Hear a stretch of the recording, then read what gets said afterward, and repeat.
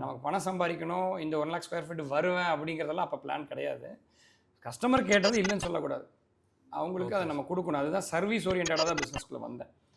அப்போ அவங்க கேட்டதில் அவருக்கு இங்கேருந்து இங்கே எடுத்து கொடுக்குறதானே ஒரு ₹100 ப்ராஃபிட் கொடுத்துக்கலாம் அப்படின்னு கொடுத்து அந்த கஸ்டமர் க்ளோஸ் பண்ணேன். அவர் இன்னொருத்தரை கூட்டிகிட்டு வந்தார்.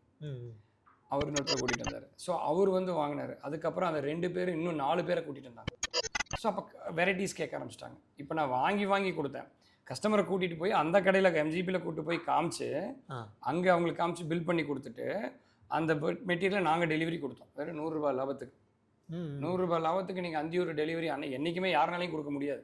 ஸோ நாங்கள் கஸ்டமருக்கு மற்ற பொருள் எடுக்கும்போது டெலிவரி ஃப்ரீயாக கொடுத்துட்றோம்.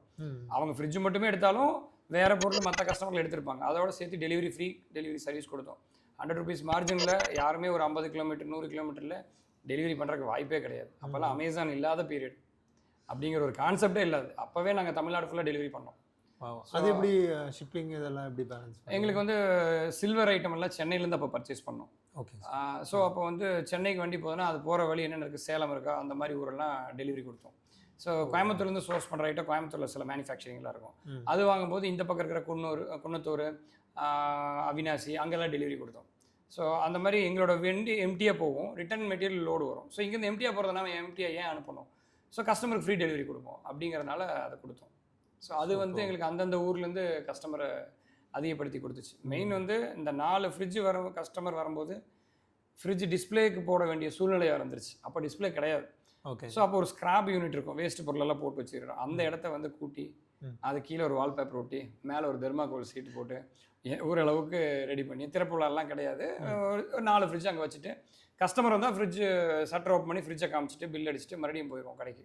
ஸோ அங்கேருந்து வந்து 1 கிலோமீட்டர் அந்த பஸ் ஸ்டாண்ட்லேருந்து 1 கிலோமீட்டர் கஸ்டமர் வரவும் மாட்டாங்க. ஸோ அதுக்கு ஒரு ஆம்னி வாங்கி அந்த மாருதி ஆம்னியில் அந்த கஸ்டமர் கூட்டிகிட்டு வருவோம்.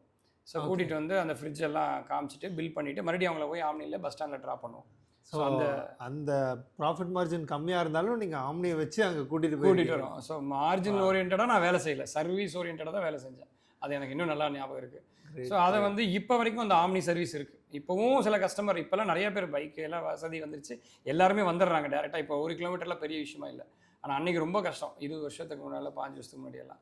அப்போ நாம தான் கூட்டிகிட்டு வந்து ட்ராப் பண்ணிட்டு கொண்டு போய் விட்டுட்டு வந்துடுறோம். ஸோ அதுக்கப்புறம் ஒரு மேனேஜராக ஒருத்தரை போடுறோம். அதுக்கப்புறம் நான் அந்த கடையில் உட்காடுறேன். 2 பேர் சேல் பண்ண ஆரம்பிக்கிறோம். அந்த ஃப்ரிட்ஜு, வாஷிங் மிஷின் எல்லாமே அப்போ தான் கொஞ்சம் கொஞ்சமாக டெவலப் ஆகுது. ஸோ அந்த இடத்துல 5 வருஷமாக இருக்கும். அந்த இடத்துல கஸ்டமர் வந்து பார்க்கிங் இருக்காது, ஒரு சுற்றி ஒரு ப்ரீமியமாக இருக்காது. அந்த இடத்துக்கு கஸ்டமர் வர்றதே கஷ்டம். ஏன்னா ரொம்ப பள்ளம், மழை பெஞ்சதுன்னா அந்த பள்ளத்துக்கு மேலே தண்ணி ஓடும், கஸ்டமர் வர முடியாது. முடச்சூரில் இருக்கிற ஒரு இடம்.